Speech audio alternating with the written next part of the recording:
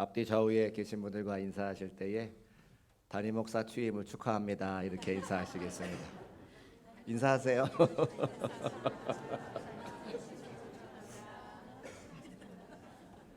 여러분 이렇게 인사를 하는 이유가 있습니다. 네. 담임 목사 취임 감사 예배에 가장 큰 기쁨을 누려야 되는 분들은 바로 여러분들이시죠. 네. 물론 저를 축하해주기 위해서 많은 분들이 오시겠지만 저는 우리 중곡교회 성도님들이 가장 큰 기쁨이 되어야 된다고 생각하고 또 우리 교회 성도들이 가장 많은 자리를 차지해야 된다라고 생각합니다. 아멘이세요? 네. 이따 4시에 예배 드릴 때에 안 오시는 분들은 제가 누군지 다 이름 적을 겁니다. 문답하는 시간이 있습니다. 제가 하나님 앞에 서약하는 시간도 있고 우리 성도님들이 하나님 앞에 서약하는 시간도 있습니다. 저를 담임 목사로 인정하고 또 약속하여 우리 중곡교회가 장로님 기도하신 것처럼 제2의 부흥과 더 많은 영혼들을 구원하기에 힘쓰고 애쓰는 교회가 되겠다는 결단을 여러분이 하시는 시간들이 있습니다. 꼭 그 시간에 참석해 주셔서 하나님께 먼저 큰 영광 올려드리고 또 약속하며 다시 한번 마음을 다잡을 수 있는 우리 모두가 되시기를 주님의 이름으로 축복합니다. 그런 의미에서 다시 한번 인사하실 때에 담임 목사 취임을 축하합니다. 옆으로 인사하시겠습니다.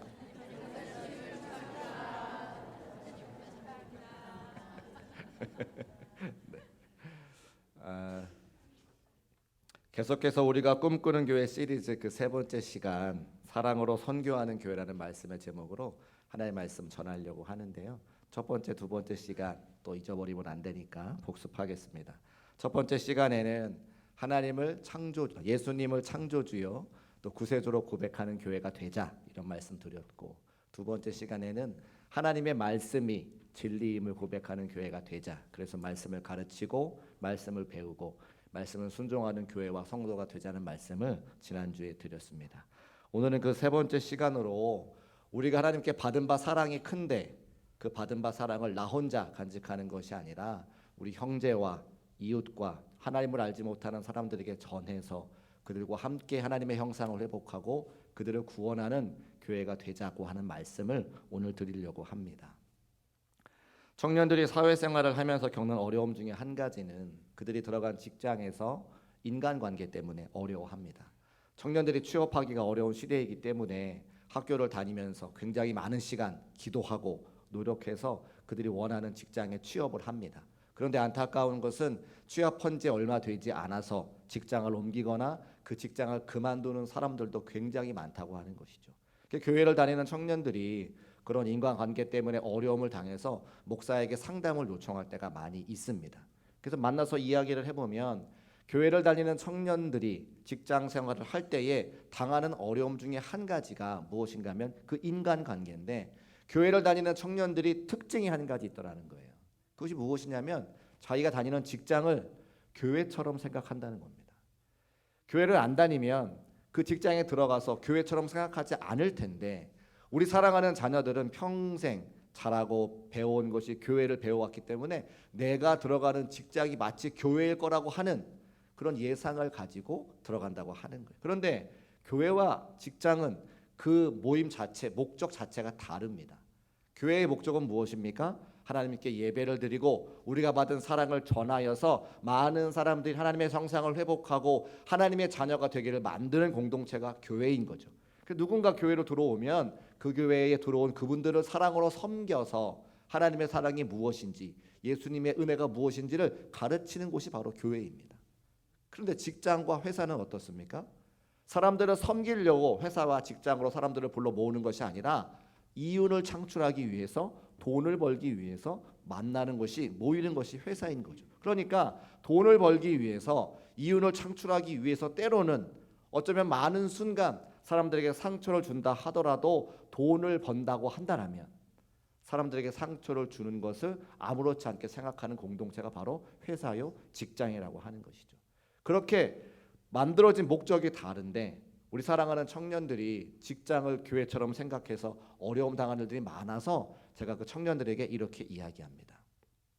사랑은 교회에서만 받고 직장에서는 돈 많이 벌어. 제가 이렇게 이야기하죠.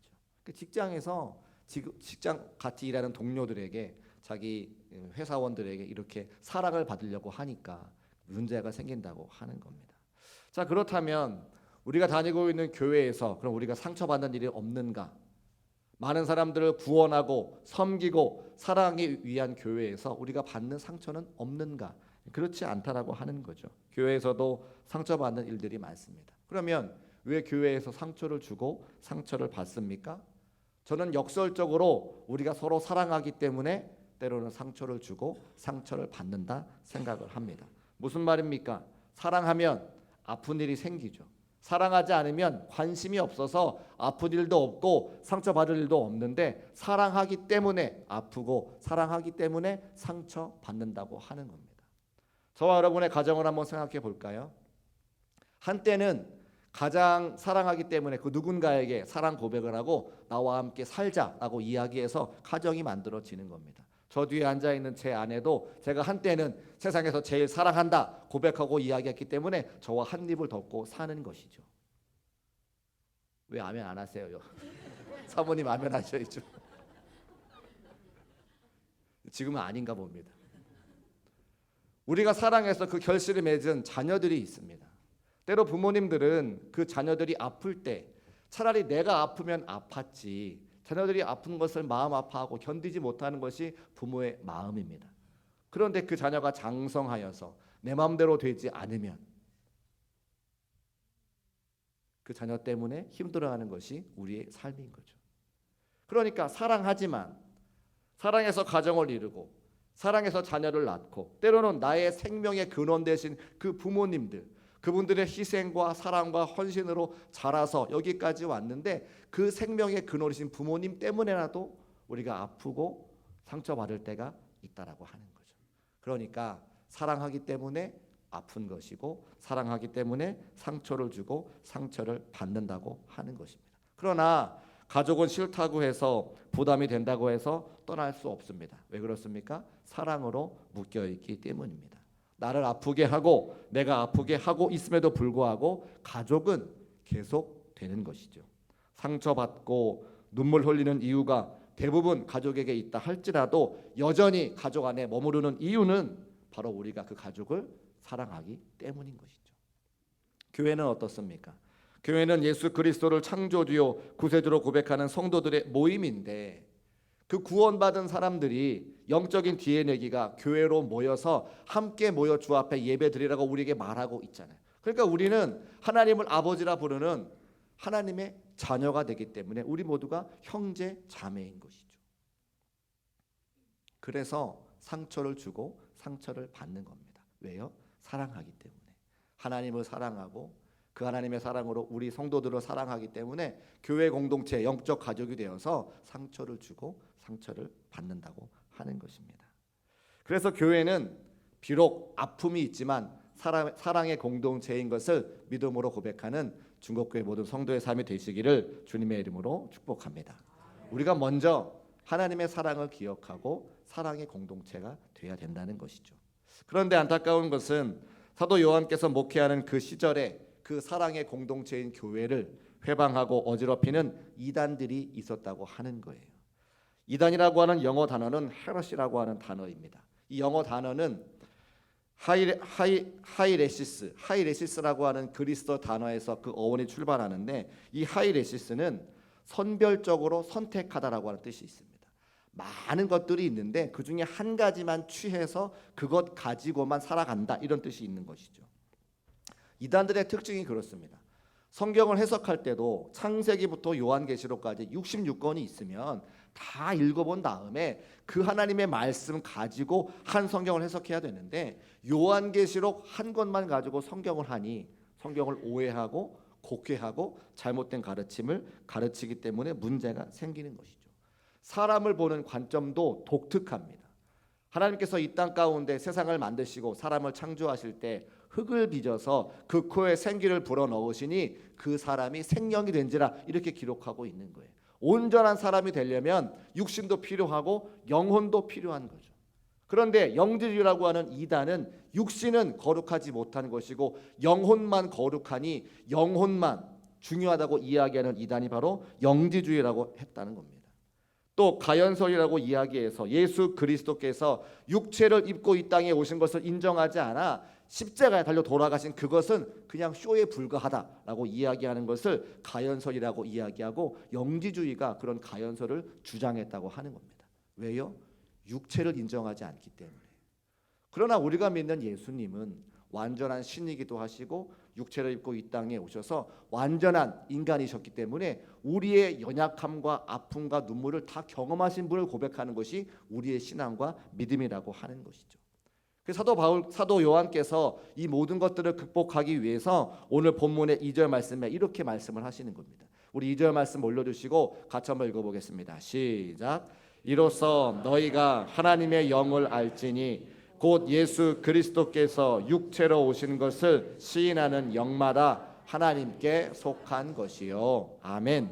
곧 예수 그리스도께서 육체로 오신 것을 시인하는 것이 참된 신앙이요 참된 믿음이라고 우리에게 말씀하고 있는 것이죠. 그러니까 사랑의 공동체인 교회를 깨려고 하는 영지주의 이단이 있었는데 그들은 하나님께서 이 땅 가운데 모든 사람들을 사랑하셔서 보내주신 독생자 예수 그리스도를 믿지 않았다는 거예요.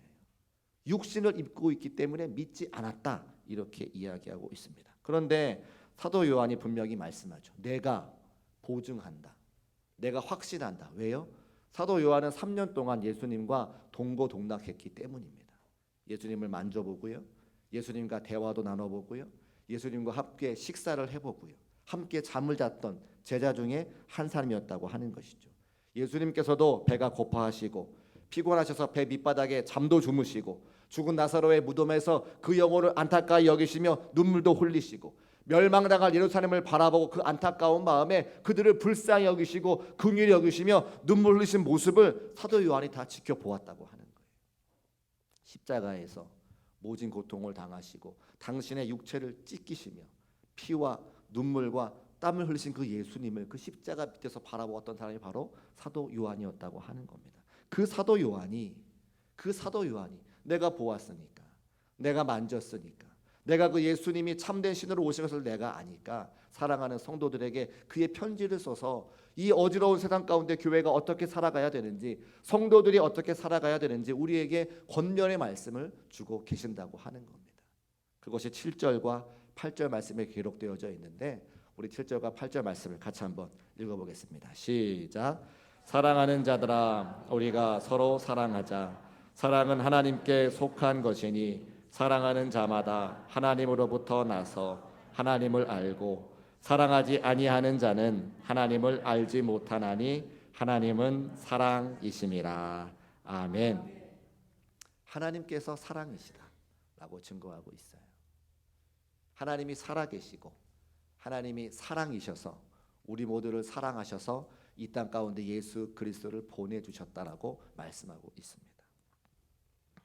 그런데 그 하나님의 사랑은 영지주의자들이 이야기하는 것처럼 영혼만의 사랑이 아닌 거죠. 하나님도 육체의 사랑으로 영혼의 사랑과 육체의 사랑을 우리에게 함께 보내주신 거예요. 그것이 무엇입니까? 독생자 예수 그리스도를 이 땅 가운데 보내주신 거죠. 그냥 영혼만 사랑할 수 있잖아요. 생각 속으로 사랑할 수 있잖아요. 근데 그렇게 하지 않으시고 실제로 당신의 독생자 예수 그리스도를 인간의 몸을 입히셔서 이 땅 가운데 보내주셨습니다. 사랑의 완성은 영혼의 사랑과 육체의 사랑이 함께 맞닿아 있어야 진정한 사랑이라고 말씀드릴 수 있는데 하나님께서 먼저 우리에게 그 진정한 사랑을 보내주셨다고 하는 겁니다. 이 진정한 사랑을 우리 마음으로 고백할 수 있는 중국교회 모든 성도의 삶이 되시기를 주의 이름으로 축복합니다. 그것이 10절 말씀에 잘 기록이 되어져 있는데 제가 한번 읽어볼게요.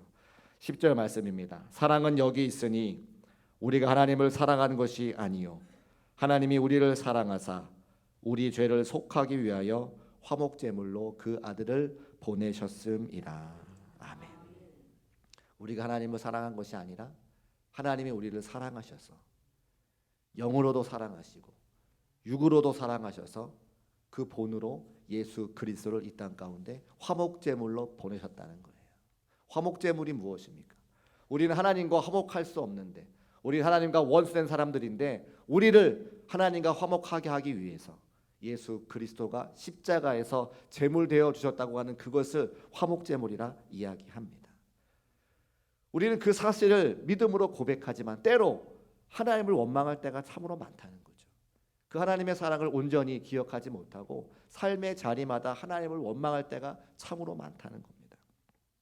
인생에 풀리지 않는 문제 앞에서 하나님께 책임을 돌리죠. 건강이 나빠져도 하나님 탓을 하고, 배우자와 문제가 생겨도 왜 결혼할 때 말리지 않았냐며 하나님을 원망합니다. 돈이 없어도, 취업이 되지 않아도, 자녀들이 말을 듣지 않아도 다 하나님을 원망합니다. 어떻게 잘 아냐고요? 저도 그랬기 때문에 잘 알죠. 제가 언제 하나님을 원망했는가? 가만히 말씀을 준비하며 생각해 보니까 고등학교를 졸업하고 대학 입시할 때에 하나님 원망했습니다. 하나님 원망해서 3개월간 교회도 안 나갔더라고요. 저는 원래 목사가 되려는 마음보다는 체육 교사가 되고 싶었습니다.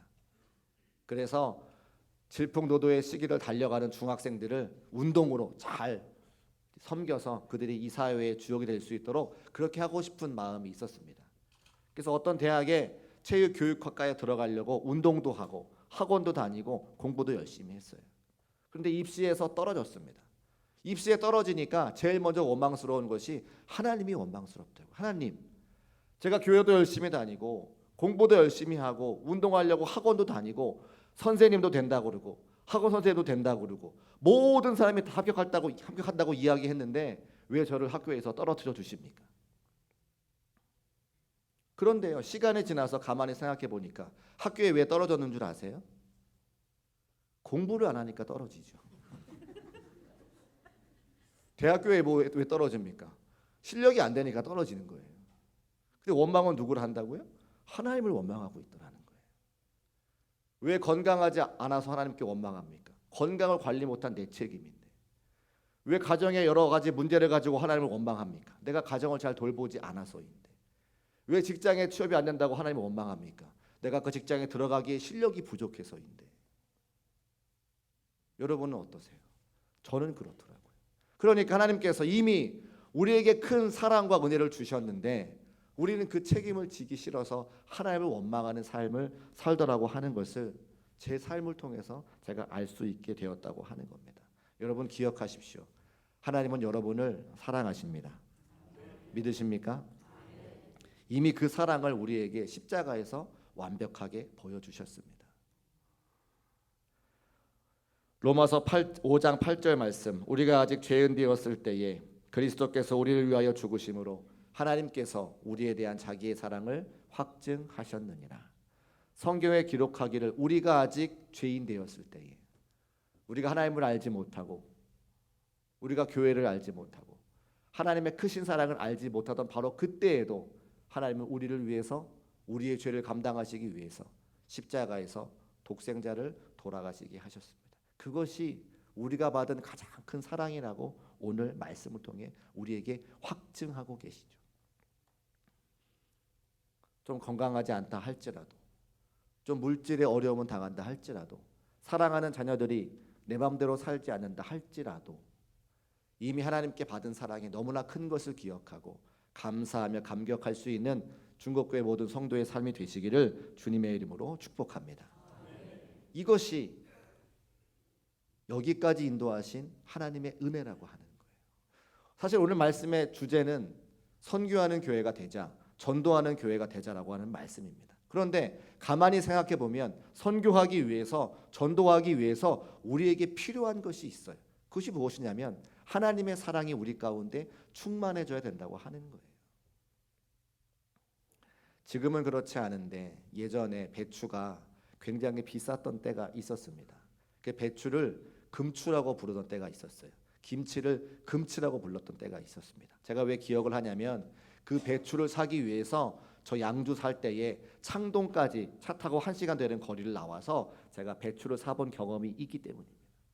왜 그런지는 모르겠는데 그 당시에 농사가 잘 지어지지 않아서 아마 배추 한 포기에 3,000원 하던 그런 시절이 그 정도 사면 저렴하다고 아마 이야기할 그때에 뭐 3만 원, 4만 원, 5만 원 이렇게 했던 것 같아요. 그런데 어느 날 그 창동에 있는 농협 직판장에서 배추 한 포기를 그 당시 시세보다 조금 저렴한 5,000원에 판다고 하는 소식을 저희 어머니가 들으신 거죠. 저희에게 그 배추를 사오라고 미션을 주셔서 그 배추를 사러 1시간 넘게 차를 타가지고 샀습니다. 갔더니 그 농협에 긴 줄이 서 있는 거예요. 배추 한 포기 사겠다고. 그리고 그 배추를 사서 기쁜 마음으로 어머니께 전화를 드렸습니다. 어머니, 배추 샀어요. 그랬더니 어머니는 그 기쁜 소식을 주변에 있는 사람들에게 전화를 통해서 농협에 어디 갔더니 어느 농협에서 배추를 싸게 팔더라. 그 기쁜 소식을 전하는 거예요. 제가 그 배추를 사서 운전을 해가지고 집으로 돌아오면서 그런 생각이 들었습니다.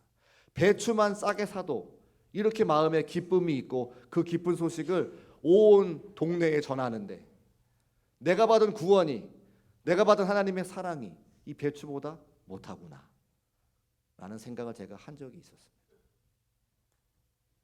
신성시장에서 어느 마트에서 특별하게 뭘 세일한다. 우리 권사님들이 다 전화하실 거예요. 근데 우리가 받은 하나님의 사랑과 우리가 받은 구원의 은혜가 그 배추보다 못할까요? 그렇지 않죠. 그래서 우리가 전도하기 위해서, 선교하기 위해서는 그 하나님의 은혜와 사랑을 기억하고 내 안에 감사와 감격이 흘러 넘칠 때에 그 흘러 넘치는 것을 통해서 누군가에게 복음을 증거할 수 있고 또 다른 민족에게 하나님의 복음을 전하는 선교를 감당할 수 있다고 이야기하는 것입니다. 그 말씀이 20절과 21절에 기록되어져 있는데 우리 같이 한번 읽어보겠습니다. 시작. 누구든지 하나님을 사랑하노라 하고 그 형제를 미워하면 이는 거짓말하는 자니 보는 바 그 형제를 사랑하지 아니하는 자는 보지 못하는 바 하나님을 사랑할 수 없느니라. 우리가 이 계명을 주께 받았으니 하나님을 사랑하는 자는 또한 그 형제를 사랑할지니라. 아멘. 하나님을 사랑하는 자는 또한 그 형제를 사랑할지니라. 하나님을 사랑하기 때문에, 하나님께 받은 사랑과 은혜가 있기 때문에 또 다른 누군가를, 그 형제를 사랑하여 그 하나님의 사랑을 전하는 것이 선교요 전도라고 오늘 우리에게 말씀하고 있습니다. 저는 그 배추를 산 다음에 기뻐하는 어머니의 모습을 보면서 또 제가 하나님께 받은 은혜의 말씀을 기억하면서 내가 살아가는 평생 이 배추를 기억하며 하나님 앞에 그 사랑을 전하리라, 많은 사람들에게 이 복음을 전하리라 결심했습니다. 섬기는 교회마다 가장 앞장서서 하나님의 말씀을 증거하고 하나님 말씀 전하는 일에 최선을 다했습니다. 여전히 마찬가지입니다. 이 자리에 서서 하나님 말씀을 증거하는 것도 저에게 큰 기쁨이고 예수 그리스도를 알지 못하는 자들에게 하나님 말씀을 전하는 것도 제게 기쁨이고 또 세계 열방을 다니면서 하나님의 복음을 증거하는 선교일도 제가 아주 큰 기쁨으로 감당하고 있습니다. 저는 그 기쁨을 여러분과 함께 나누고 싶습니다. 그래서 앞장서서 제가 먼저 기도할 테니 여러분 제 뒤를 따라오시면서 제가 하는 대로 따라하시고 그 기쁨과 은혜를 우리의 삶의 자리에서 충만하게 누릴 수 있는 중국교회 모든 성도의 삶이 되시기를 주님의 이름으로 축복합니다. 사랑으로 선교하는 교회, 같이 한번 따라할까요? 사랑으로 선교하는 교회, 우리 중국교회가 되시기를 다시 한번 주님의 이름으로 축복합니다. 우리 무리마다 높음같이 찬송하시고 결단하면서 통성으로 기도하겠습니다.